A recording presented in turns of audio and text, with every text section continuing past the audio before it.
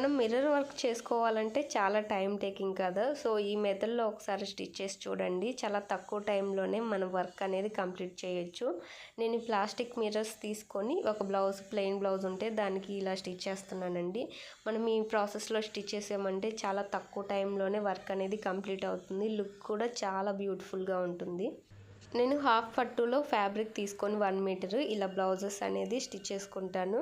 ఆ తర్వాత hand embroidery ఏదైనా చేసుకోవాలంటే ఇలా సింపుల్గా హ్యాండ్ ఎంబ్రాయిడరీ చేస్తాను. తక్కువ టైంలోనే వర్క్ కంప్లీట్ అవుతుంది అండ్ లుక్ కూడా చాలా గ్రాండ్గా అనిపిస్తుంది.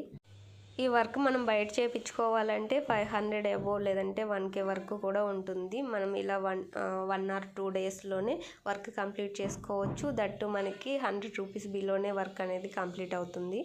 ఫుల్ వీడియో మన యూట్యూబ్ ఛానల్లో ఉంది. ఇంట్రెస్ట్ ఉంటే ఒకసారి చూడండి. ఇలా వర్క్ చేసుకునే బ్లౌజెస్ 2-3 శారీస్ మీద పెయిర్ చేసుకునేలాగా ఉంటే